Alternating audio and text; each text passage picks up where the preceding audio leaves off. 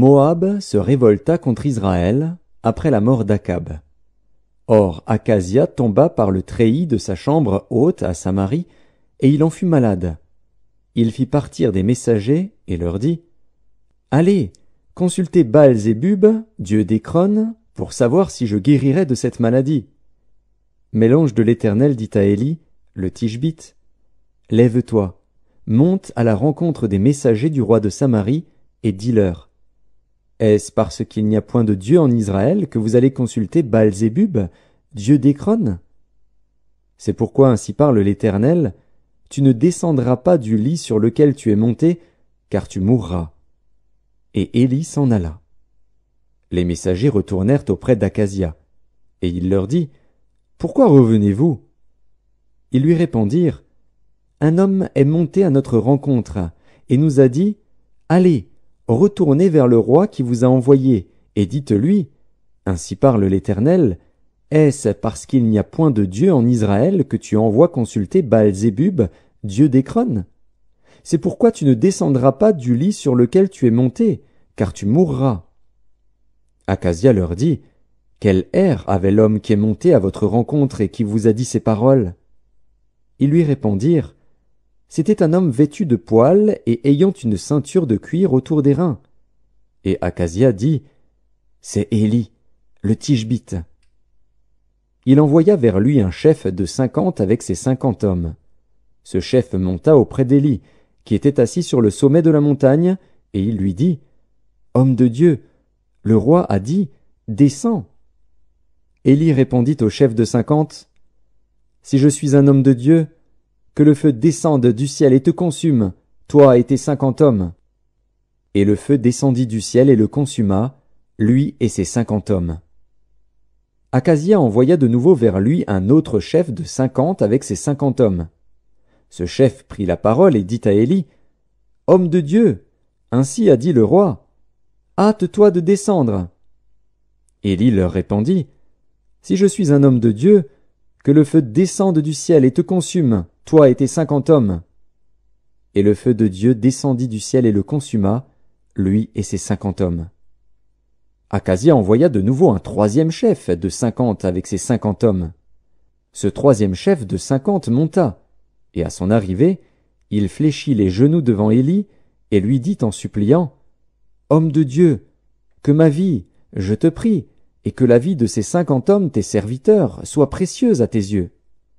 Voici, le feu est descendu du ciel et a consumé les 2 premiers chefs de 50 et leurs 50 hommes, mais maintenant, que ma vie soit précieuse à tes yeux. L'ange de l'Éternel dit à Élie: Descends avec lui, n'aie aucune crainte de lui. Élie se leva et descendit avec lui vers le roi. Il lui dit: Ainsi parle l'Éternel, parce que tu as envoyé des messagers pour consulter Baal-Zébub, dieu d'Écron, comme s'il n'y avait en Israël point de Dieu dont on puisse consulter la parole, tu ne descendras pas du lit sur lequel tu es monté, car tu mourras. Akazia mourut, selon la parole de l'Éternel prononcée par Élie.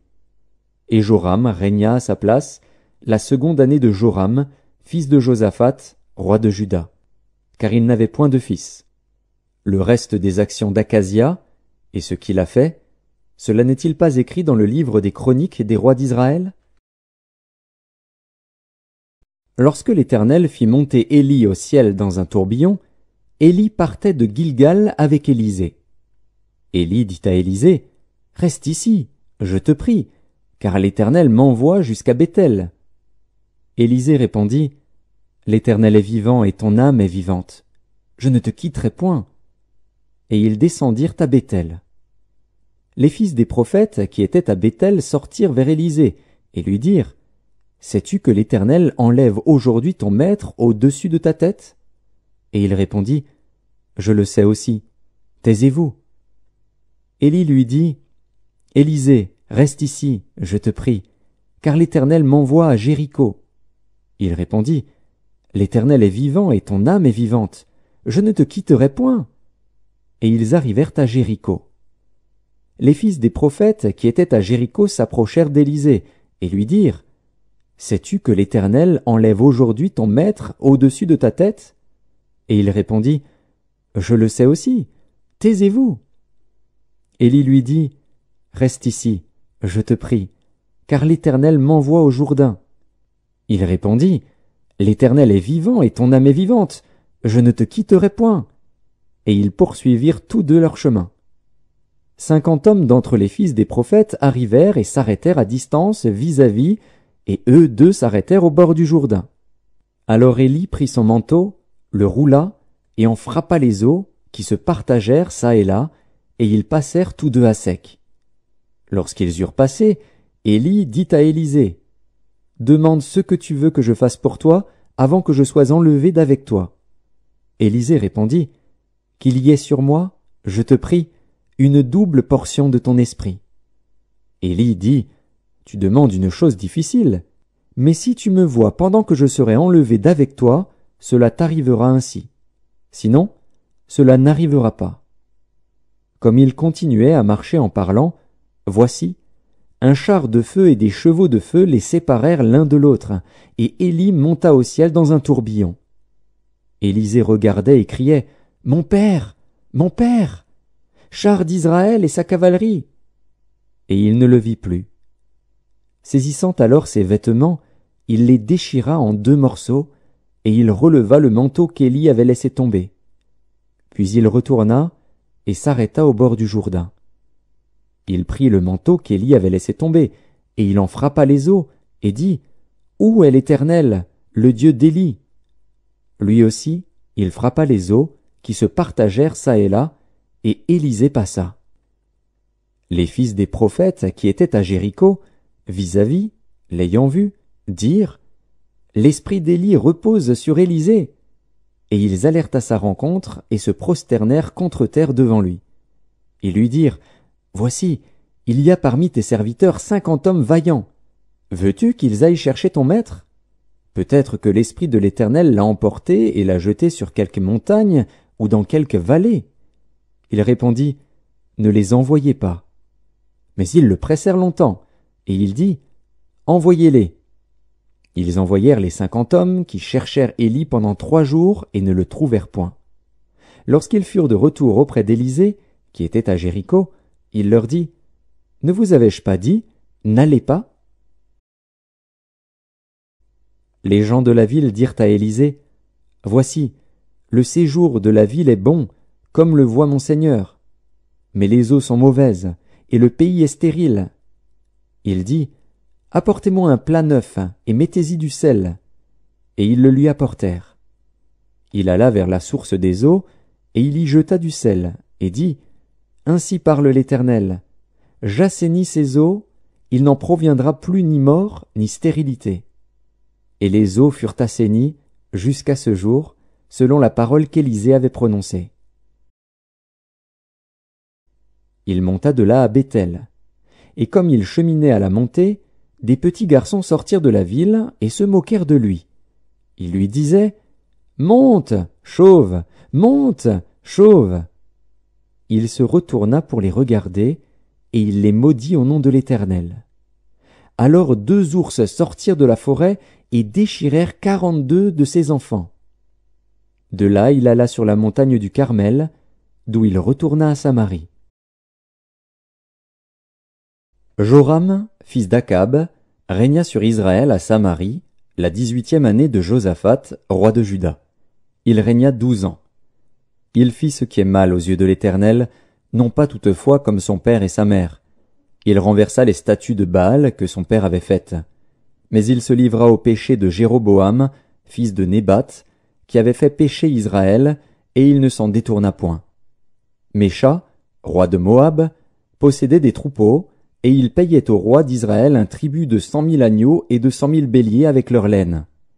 À la mort d'Akab, le roi de Moab se révolta contre le roi d'Israël. Le roi Joram sortit alors de Samarie et passa en revue tout Israël. Il se mit en marche, et il fit dire à Josaphat, roi de Juda, « Le roi de Moab s'est révolté contre moi. Veux-tu venir avec moi attaquer Moab ?»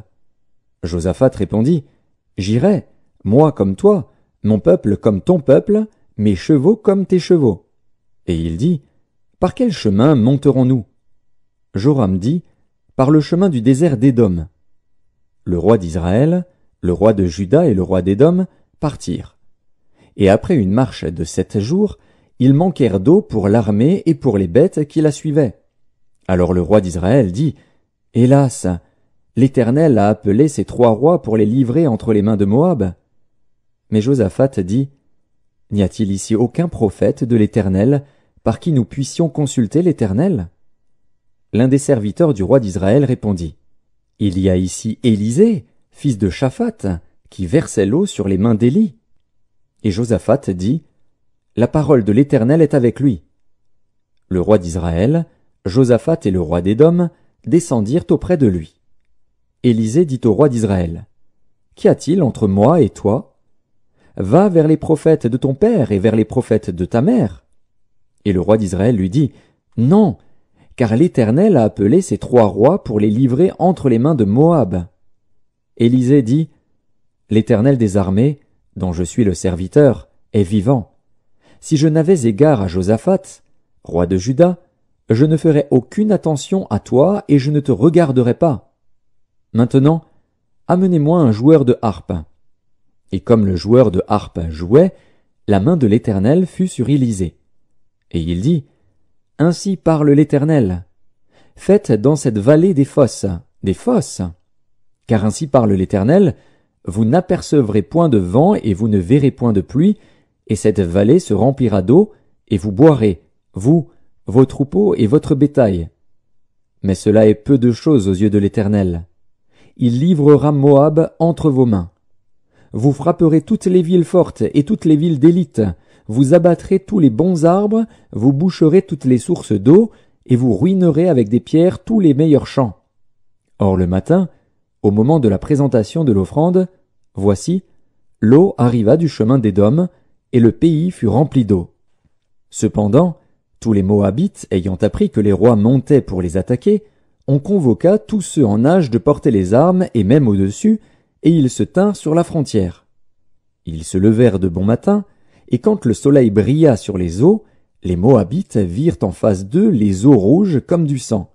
Ils dirent, « C'est du sang !» Les rois ont tiré l'épée entre eux, ils se sont frappés les uns les autres. Maintenant, Moabites, au pillage! Et ils marchèrent contre le camp d'Israël. Mais Israël se leva et frappa Moab, qui prit la fuite devant eux. Ils pénétrèrent dans le pays et frappèrent Moab. Ils renversèrent les villes, ils jetèrent chacun des pierres dans tous les meilleurs champs et les en remplirent, ils bouchèrent toutes les sources d'eau et ils abattirent tous les bons arbres. Et les frondeurs enveloppèrent et bâtirent Kir-Hareset, dont on ne laissa que les pierres. Le roi de Moab, voyant qu'il avait le dessous dans le combat, prit avec lui 700 hommes tirant l'épée pour se frayer un passage jusqu'au roi d'Édom. Mais ils ne purent pas. Il prit alors son fils premier-né, qui devait régner à sa place, et il l'offrit en holocauste sur la muraille. Et une grande indignation s'empara d'Israël, qui s'éloigna du roi de Moab et retourna dans son pays. Une femme d'entre les femmes des fils des prophètes cria à Élisée, en disant, « Ton serviteur, mon mari, est mort, et tu sais que ton serviteur craignait l'Éternel. Or le créancier est venu pour prendre mes 2 enfants et en faire ses esclaves. » Élisée lui dit, « Que puis-je faire pour toi? Dis-moi, qu'as-tu à la maison? » Elle répondit, « Ta servante n'a rien du tout à la maison qu'un vase d'huile. » Et il dit, « Va demander au dehors des vases chez tous tes voisins, des vases vides, et n'en demande pas un petit nombre. Quand tu seras rentré, tu fermeras la porte sur toi et sur tes enfants. Tu verseras dans tous ces vases, et tu mettras de côté ceux qui seront pleins. » Alors elle le quitta. Elle ferma la porte sur elle et sur ses enfants. Il lui présentait les vases, et elle versait. Lorsque les vases furent pleins, elle dit à son fils, « Présente-moi encore un vase. » Mais il lui répondit, « Il n'y a plus de vase. » Et l'huile s'arrêta. Elle alla le rapporter à l'homme de Dieu, et il dit, « Va vendre l'huile, et paye ta dette, et tu vivras, toi et tes fils, de ce qui restera. » Un jour Élisée passait par Sunem. Il y avait là une femme de distinction, qui le pressa d'accepter à manger. Et toutes les fois qu'il passait, il se rendait chez elle pour manger. Elle dit à son mari, « Voici, je sais que cet homme qui passe toujours chez nous est un saint homme de Dieu. Faisons une petite chambre haute avec des murs, et mettons-y pour lui un lit, une table, un siège et un chandelier, afin qu'il s'y retire quand il viendra chez nous. » Élisée, étant revenu à Sunem, se retira dans la chambre haute et y coucha. Il dit à Géasi, son serviteur, « Appelle cette Sunamite. » Géasi l'appela, et elle se présenta devant lui. Et Élisée dit à Géasi, « Dis-lui, voici, tu nous as montré tout cet empressement, que peut-on faire pour toi?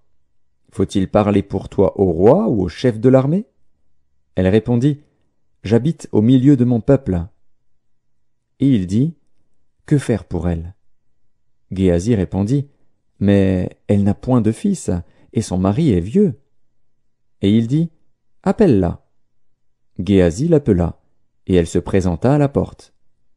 Élisée lui dit, « À cette même époque, l'année prochaine, tu embrasseras un fils. » Et elle dit, « Non, mon Seigneur, homme de Dieu, ne trompe pas ta servante. » Cette femme devint enceinte, et elle enfanta un fils à la même époque, l'année suivante, comme Élisée lui avait dit. L'enfant grandit, et un jour qu'il était allé trouver son père vers les moissonneurs, il dit à son père, « Ma tête, ma tête !» Le père dit à son serviteur, « Porte-le à sa mère. » Le serviteur l'emporta et l'amena à sa mère. Et l'enfant resta sur les genoux de sa mère jusqu'à midi, puis il mourut. Elle monta, le coucha sur le lit de l'homme de Dieu, ferma la porte sur lui, et sortit. Elle appela son mari, et dit, « Envoie-moi, je te prie, un des serviteurs et une des ânesses. Je veux aller en hâte vers l'homme de Dieu, et je reviendrai. » Et il dit, « Pourquoi veux-tu aller aujourd'hui vers lui?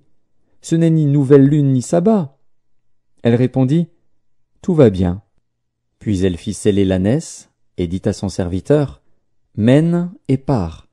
Ne m'arrête pas en route sans que je te le dise. » Elle partit donc et se rendit vers l'homme de Dieu sur la montagne du Carmel.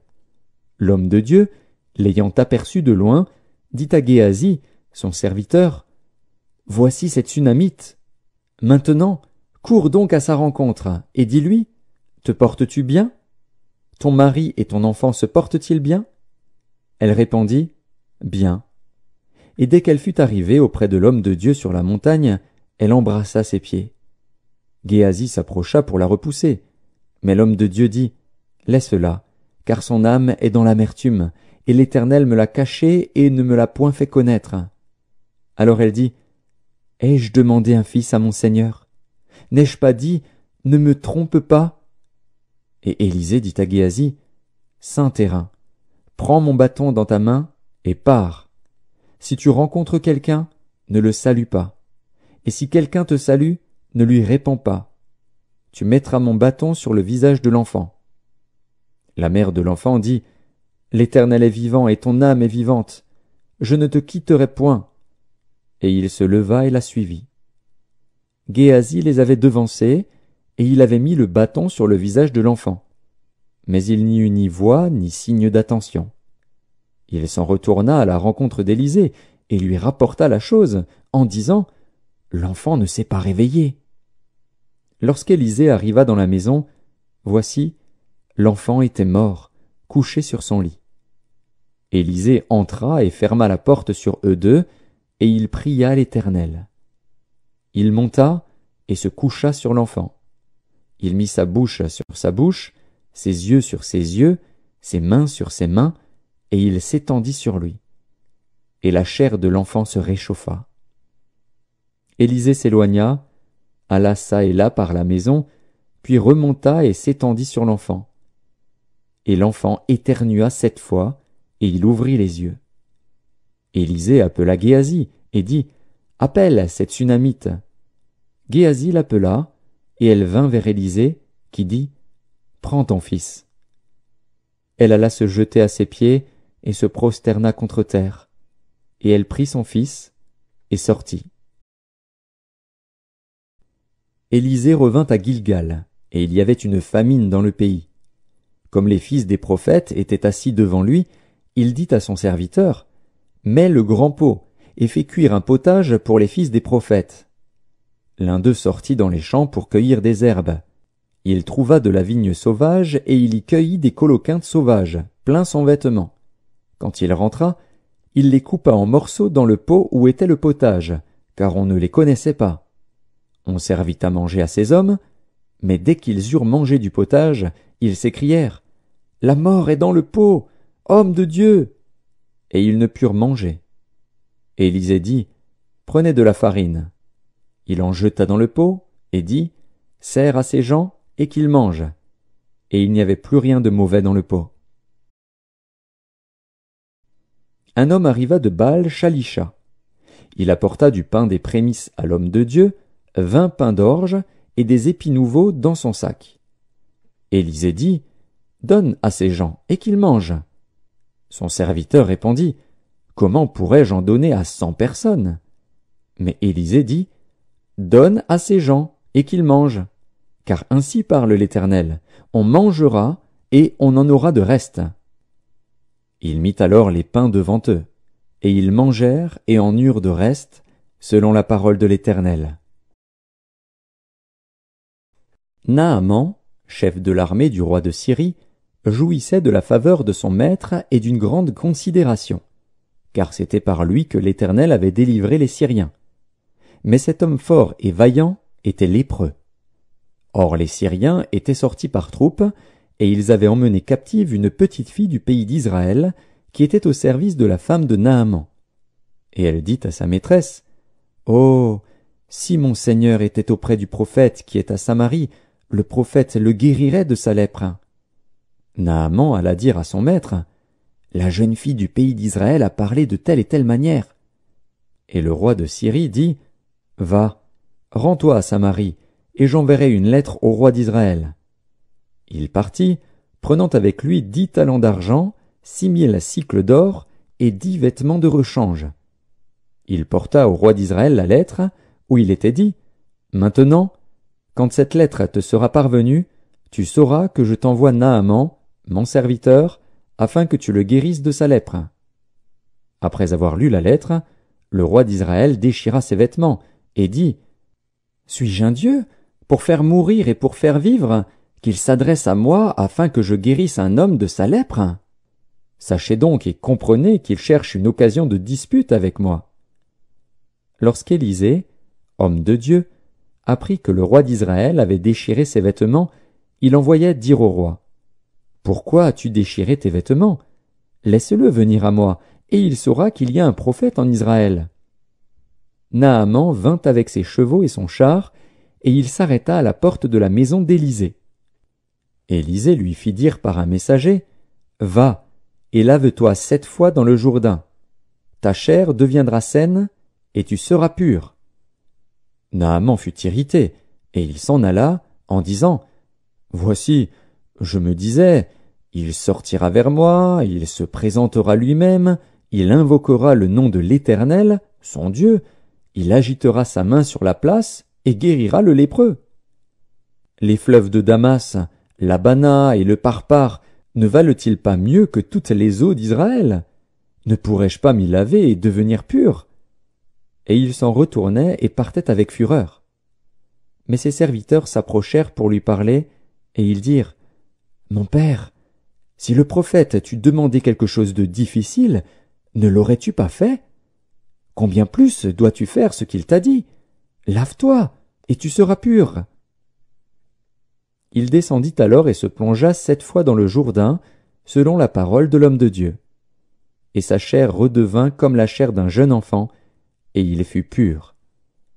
Naaman retourna vers l'homme de Dieu, avec toute sa suite. Lorsqu'il fut arrivé, il se présenta devant lui, et dit, « Voici, je reconnais qu'il n'y a point de Dieu sur toute la terre, si ce n'est en Israël. Et maintenant, accepte, je te prie, un présent de la part de ton serviteur. » Élisée répondit, « L'Éternel, dont je suis le serviteur, est vivant. Je n'accepterai pas. » Naaman le pressa d'accepter, mais il refusa. Alors Naaman dit, « Puisque tu refuses, permets que l'on donne de la terre à ton serviteur, une charge de 2 mulets. Car ton serviteur ne veut plus offrir à d'autres dieux ni holocauste ni sacrifice, il n'en offrira qu'à l'Éternel. Voici toutefois ce que je prie l'Éternel de pardonner à ton serviteur. Quand mon maître entre dans la maison de Rimon pour s'y prosterner et qu'il s'appuie sur ma main, je me prosterne aussi dans la maison de Rimon. Veuille l'Éternel pardonner à ton serviteur lorsque je me prosternerai dans la maison de Rimon. Élisée lui dit, Va en paix. Lorsque Naaman eut quitté Élisée et qu'il fut à une certaine distance, Géasi, serviteur d'Élisée, homme de Dieu, se dit en lui-même, Voici, mon maître a ménagé Naaman, ce Syrien, en n'acceptant pas de sa main ce qu'il avait apporté. L'Éternel est vivant, je vais courir après lui, et j'en obtiendrai quelque chose. Et Géasi courut après Naaman. Naaman, le voyant courir après lui, descendit de son char pour aller à sa rencontre, et dit, Tout va-t-il bien? Il répondit, Tout va bien. Mon maître m'envoie te dire, Voici, il vient d'arriver chez moi 2 jeunes gens de la montagne d'Éphraïm, d'entre les fils des prophètes. Donne pour eux, je te prie, 1 talent d'argent et 2 vêtements de rechange. Naaman dit, Consens à prendre 2 talents.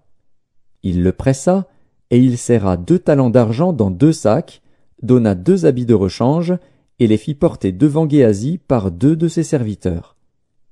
Arrivé à la colline, Géasi les prit de leurs mains et les déposa dans la maison, et il renvoya ces gens qui partirent. Puis il alla se présenter à son maître. Élisée lui dit, D'où viens-tu, Géasi? Il répondit, Ton serviteur n'est allé ni d'un côté ni d'un autre. Mais Élisée lui dit, Mon esprit n'était pas absent, lorsque cet homme a quitté son char pour venir à ta rencontre. Est-ce le temps de prendre de l'argent et de prendre des vêtements, puis des oliviers, des vignes, des brebis, des bœufs, des serviteurs et des servantes? La lèpre de Naaman s'attachera à toi et à ta postérité pour toujours. Et Géasi sortit de la présence d'Élisée avec une lèpre comme la neige. Les fils des prophètes dirent à Élisée, Voici, le lieu où nous sommes assis devant toi est trop étroit pour nous. Allons jusqu'au Jourdain. Nous prendrons là chacun une poutre, et nous nous y ferons un lieu d'habitation. Élisée répondit, Allez. Et l'un d'eux dit, Consens à venir avec tes serviteurs. Il répondit, J'irai. Il partit donc avec eux. Arrivés au Jourdain, ils coupèrent du bois. Et comme l'un d'eux abattait une poutre, le fer tomba dans l'eau. Il s'écria, Ah, mon Seigneur, il était emprunté.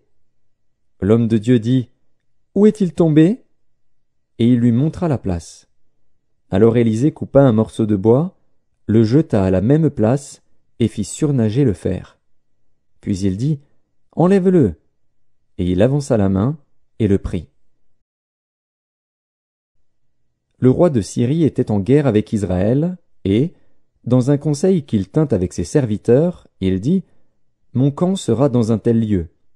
Mais l'homme de Dieu fit dire au roi d'Israël, Garde-toi de passer dans ce lieu, car les Syriens y descendent.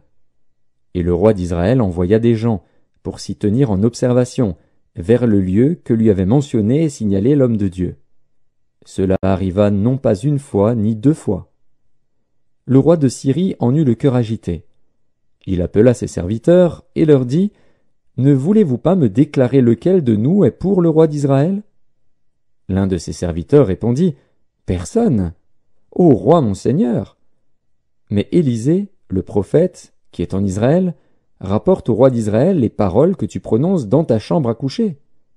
Et le roi dit, Allez et voyez où il est, et je le ferai prendre. On vint lui dire, Voici, il est à Dothan.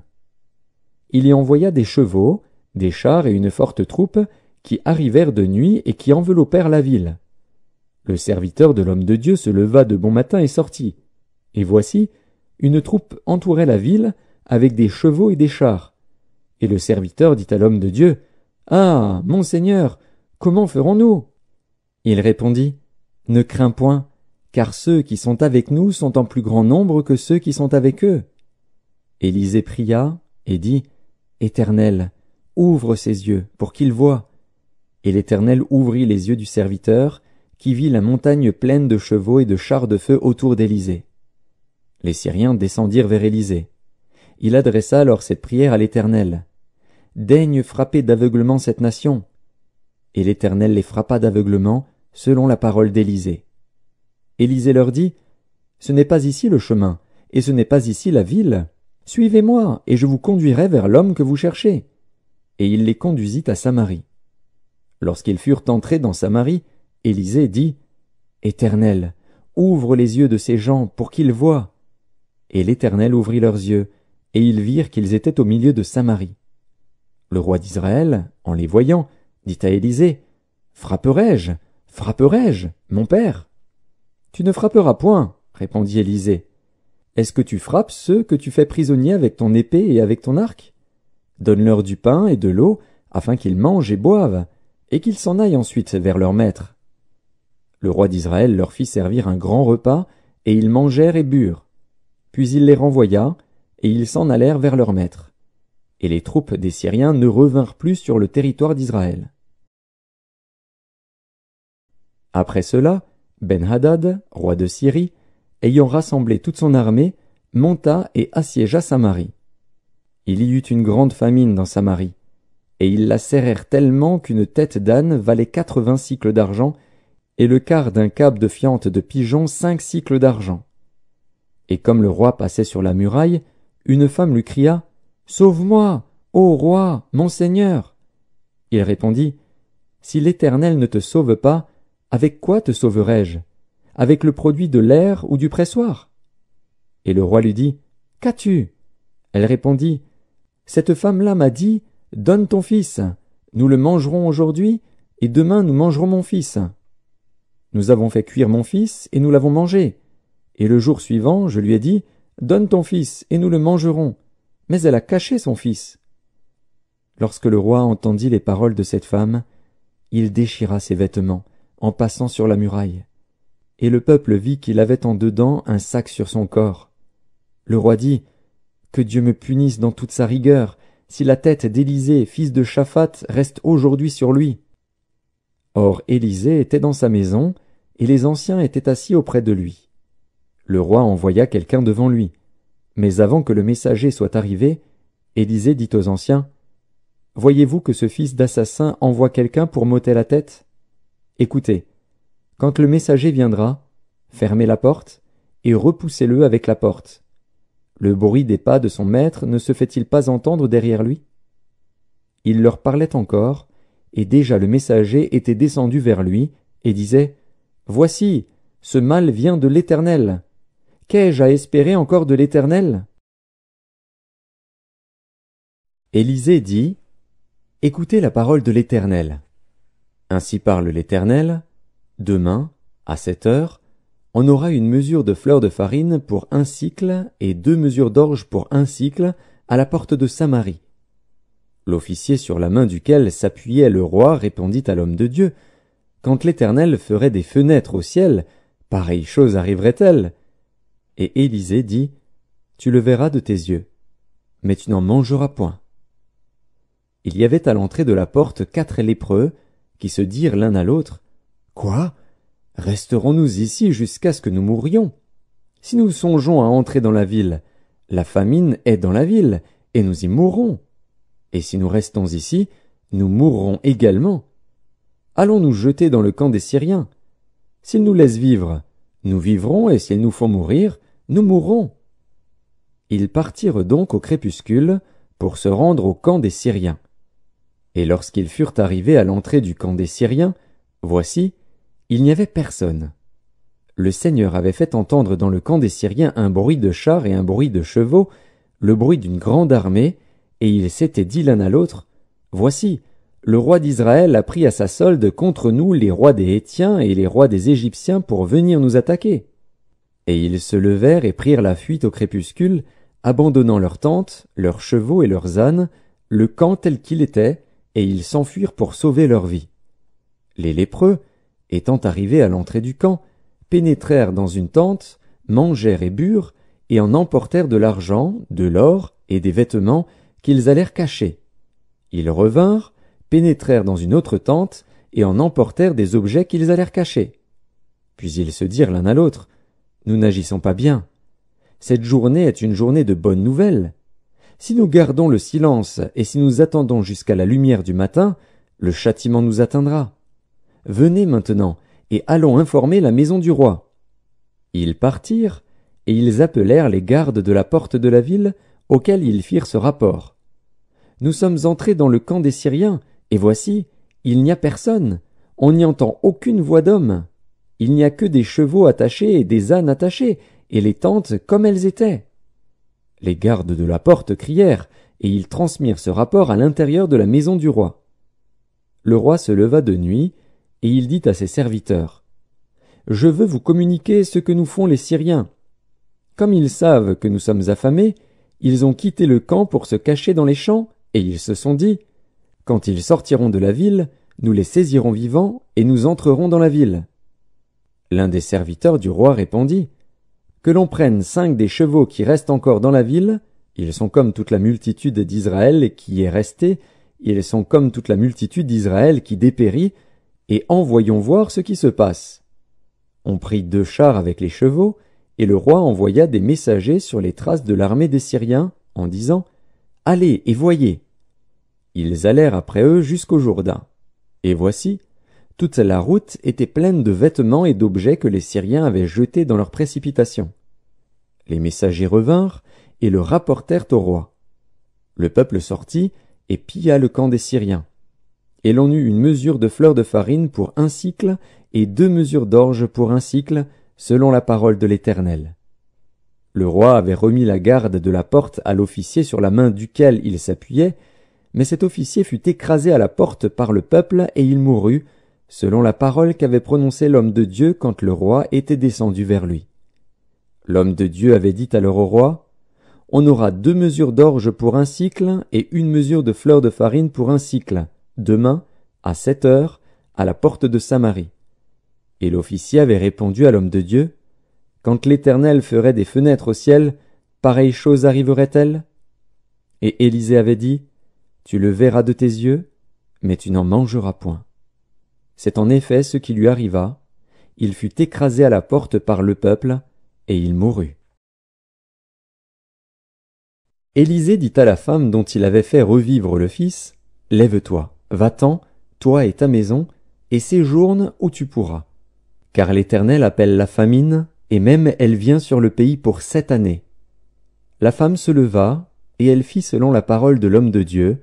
Elle s'en alla, elle et sa maison, et séjourna 7 ans au pays des Philistins.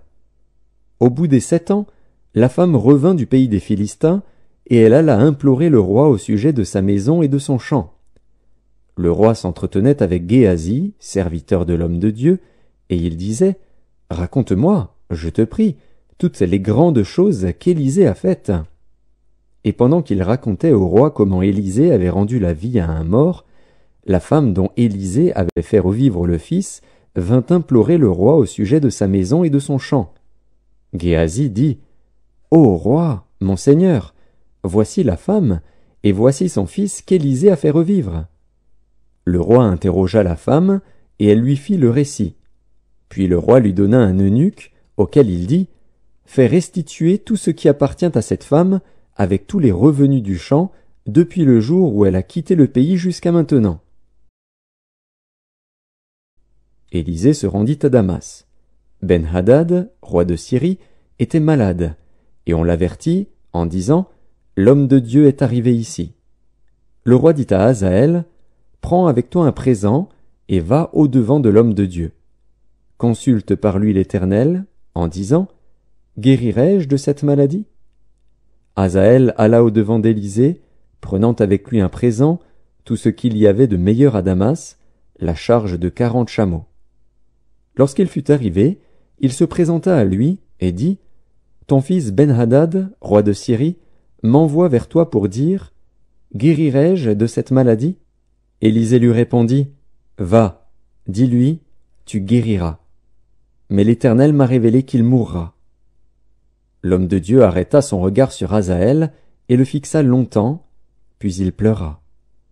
Hazaël dit, « Pourquoi mon Seigneur pleure-t-il » Et Élisée répondit, « Parce que je sais le mal que tu feras aux enfants d'Israël.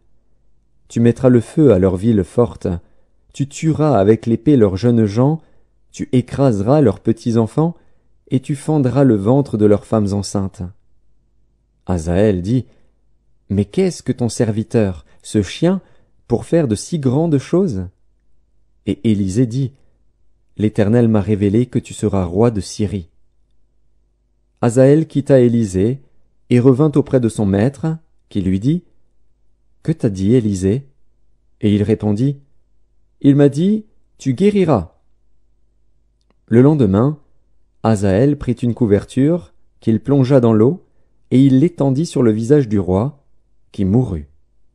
Et Hazaël régna à sa place. La 5e année de Joram, fils d'Akab, roi d'Israël, Joram, fils de Josaphat, roi de Juda, régna. Il avait 32 ans lorsqu'il devint roi, et il régna 8 ans à Jérusalem. Il marcha dans la voie des rois d'Israël, comme avait fait la maison d'Akab, car il avait pour femme une fille d'Akab, et il fit ce qui est mal aux yeux de l'Éternel. Mais l'Éternel ne voulut point détruire Juda, à cause de David, son serviteur, selon la promesse qu'il lui avait faite de lui donner toujours une lampe parmi ses fils. De son temps, Édom se révolta contre l'autorité de Juda et se donna un roi.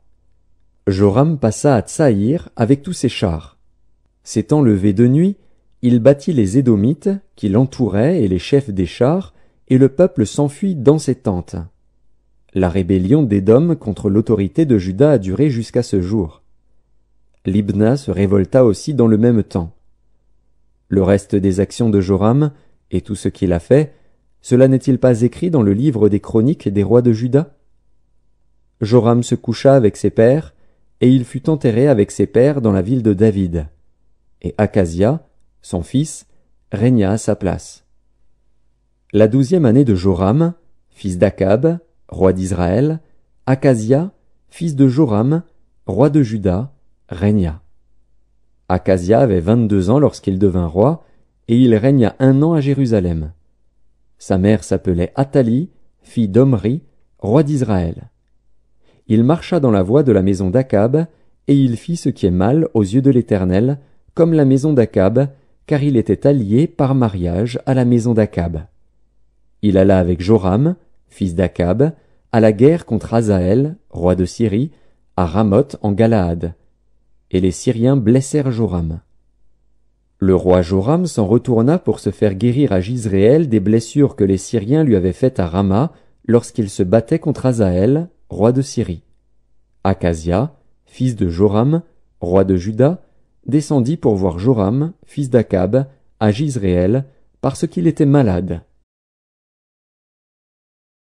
Élisée, le prophète, appela l'un des fils des prophètes et lui dit, « Saint terrain, prends avec toi cette fiole d'huile et va à Ramoth en Galaad.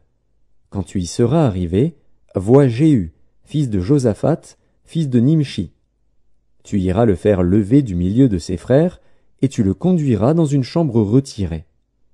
Tu prendras la fiole d'huile que tu répandras sur sa tête, et tu diras, « Ainsi parle l'Éternel, je t'oins roi d'Israël. » Puis tu ouvriras la porte, et tu t'enfuiras sans t'arrêter. Le jeune homme, serviteur du prophète, partit pour Ramoth en Galaad. Quand il arriva, voici, les chefs de l'armée étaient assis. Il dit, « Chef, j'ai un mot à te dire. » Et Jéhu dit, « Auquel de nous tous ?» Il répondit, « À toi, chef. » Jéhu se leva et entra dans la maison, et le jeune homme répandit l'huile sur sa tête, en lui disant, « Ainsi parle l'Éternel, le Dieu d'Israël. Je t'oins roi d'Israël, du peuple de l'Éternel. Tu frapperas la maison d'Akab, ton maître, et je vengerai sur Jézabel le sang de mes serviteurs, les prophètes, et le sang de tous les serviteurs de l'Éternel. Toute la maison d'Akab périra. J'exterminerai quiconque appartient à Akab, celui qui est esclave et celui qui est libre en Israël, et je rendrai la maison d'Akab semblable à la maison de Jéroboam, fils de Nebat, et à la maison de Baécha, fils d'Akija. Les chiens mangeront Jézabel dans le champ de Jizréel, et il n'y aura personne pour l'enterrer. » Puis le jeune homme ouvrit la porte et s'enfuit. Lorsque Jéhu sortit pour rejoindre les serviteurs de son maître, on lui dit: « Tout va-t-il bien? Pourquoi ce fou est-il venu vers toi ?»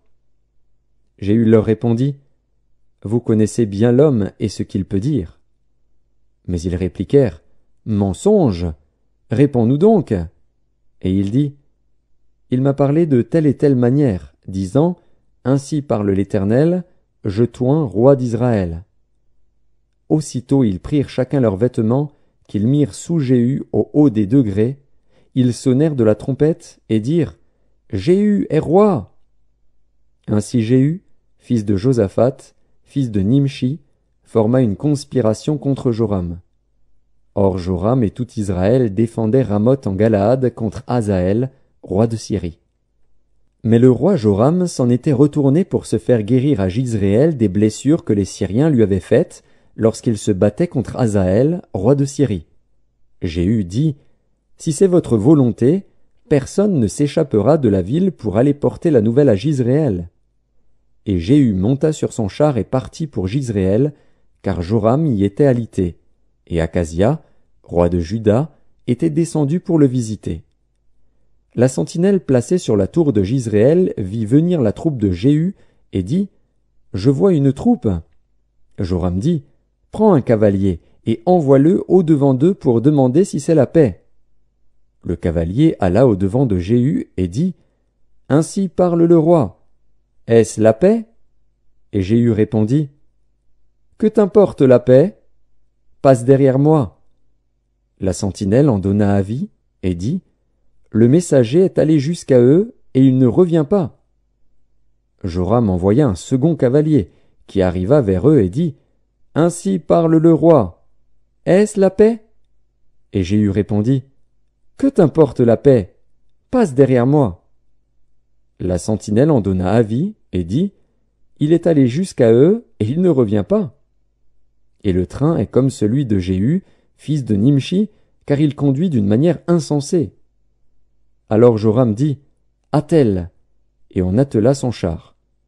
Joram, roi d'Israël, et Akazia, roi de Juda, sortirent chacun dans son char pour aller au-devant de Jéhu, et ils le rencontrèrent dans le champ de Naboth de Jizréel. Dès que Joram vit Jéhu, il dit: « Est-ce la paix, Jéhu? » Jéhu répondit: « Quoi? La paix? Tant que durent les prostitutions de Jézabel, ta mère, et la multitude de ses sortilèges. » Joram tourna bride et s'enfuit, et il dit à Akazia: « Trahison, Akazia !» Mais Jéhu saisit son arc, et il frappa Joram entre les épaules. La flèche sortit par le cœur, et Joram s'affaissa dans son char. Jéhu dit à son officier Bidkar: « Prends-le, et jette-le dans le champ de Naboth de Jizréel.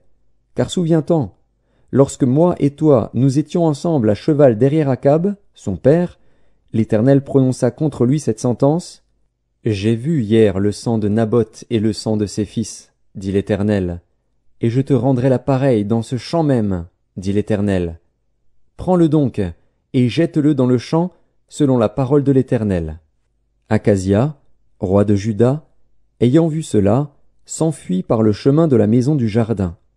Jéhu le poursuivit et dit: « Lui aussi, frappez-le sur le char. » Et on le frappa à la montée de Gur, près de Gibléam. Il se réfugia à Megiddo, et il y mourut. Ses serviteurs le transportèrent sur un char à Jérusalem, et ils l'enterrèrent dans son sépulcre avec ses pères, dans la ville de David. Akazia était devenu roi de Juda la 11e année de Joram, fils d'Akab. Jéhu entra dans Jizréel. Jézabel, l'ayant appris, mit du fard à ses yeux, se para la tête et regarda par la fenêtre. Comme Jéhu franchissait la porte, elle dit: « Est-ce la paix, nouveau Zimri, assassin de son maître ?» Il leva le visage vers la fenêtre et dit: « Qui est pour moi? Qui ?» Et 2 ou 3 eunuques le regardèrent en s'approchant de la fenêtre. Il dit: « Jetez-la en bas. » Ils la jetèrent, et il rejaillit de son sang sur la muraille et sur les chevaux. Jéhu la foula aux pieds. Puis il entra, mangea et but, et il dit, « Allez voir cette maudite, et enterrez-la, car elle est fille de roi. » Ils allèrent pour l'enterrer, mais ils ne trouvèrent d'elle que le crâne, les pieds et les paumes des mains. Ils retournèrent l'annoncer à Jéhu, qui dit, « C'est ce qu'avait déclaré l'Éternel par son serviteur Élie, le Tishbite, en disant, « Les chiens mangeront la chair de Jézabel dans le camp de Jizréel.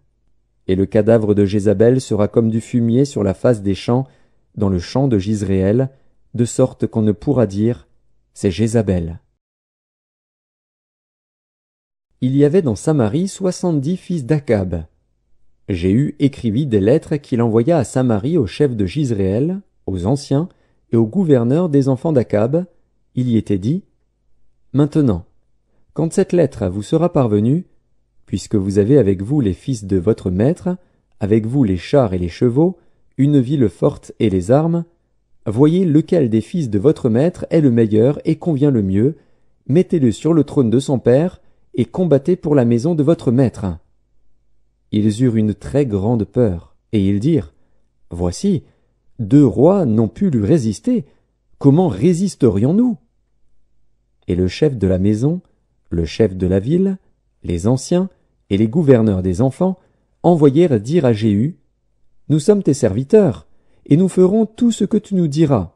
Nous n'établirons personne roi, fais ce qui te semble bon. » Jéhu leur écrivit une seconde lettre où il était dit, « Si vous êtes à moi et si vous obéissez à ma voix, prenez les têtes de ces hommes, fils de votre maître, et venez auprès de moi demain à 7 heures à Jizréel. » Or les 70 fils du roi étaient chez les grands de la ville qui les élevaient.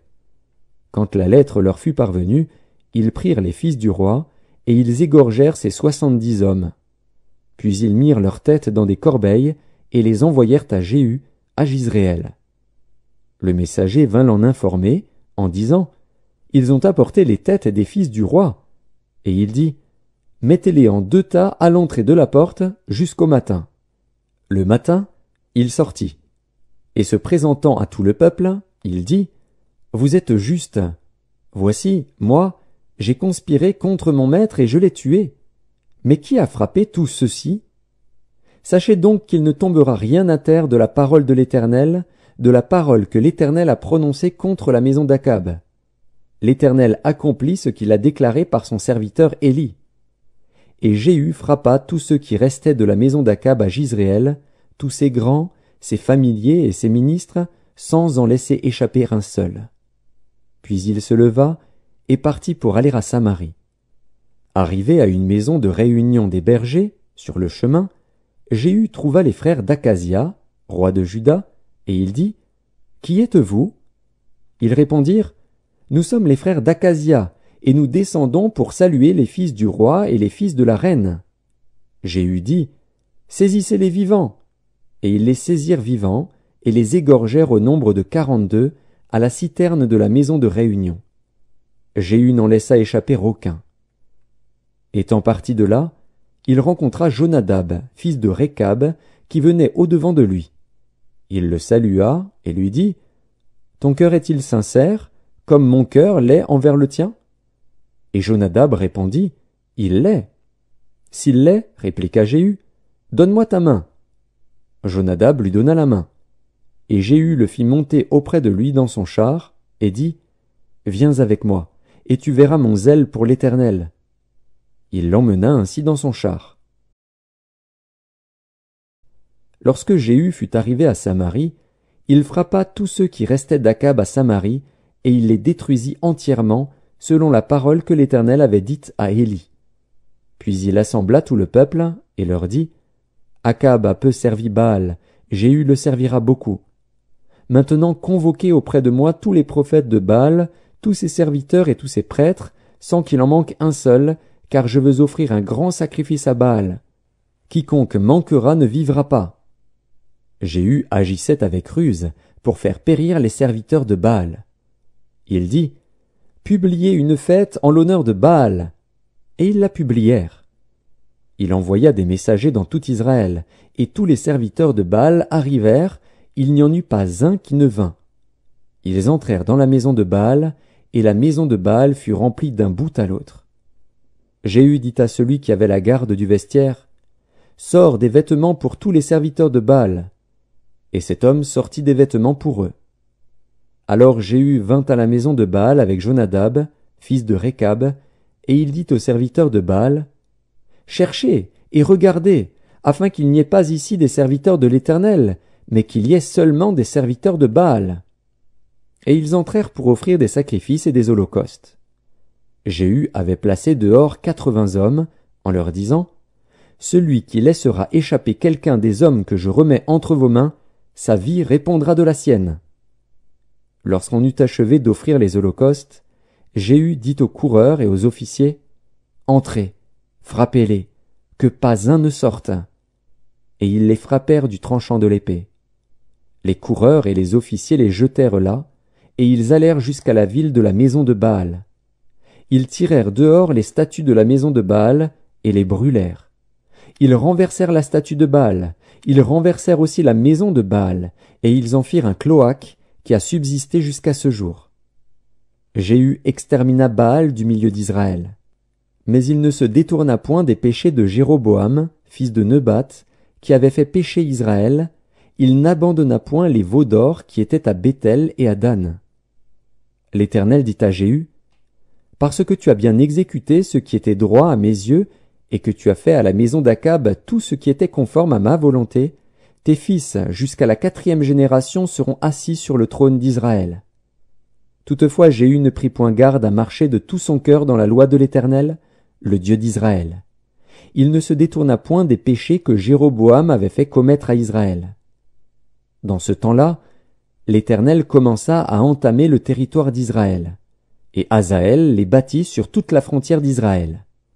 Depuis le Jourdain, vers le soleil levant, il bâtit tout le pays de Galaad, les Gadites, les Rubénites et les Manassites, depuis Aroër sur le torrent de l'Arnon jusqu'à Galaad et à Basan. Le reste des actions de Jéhu, tout ce qu'il a fait, et tous ses exploits, cela n'est-il pas écrit dans le livre des chroniques et des rois d'Israël? Jéhu se coucha avec ses pères, et on l'enterra à Samarie. Et Joachaz, son fils, régna à sa place. Jéhu avait régné 28 ans sur Israël à Samarie.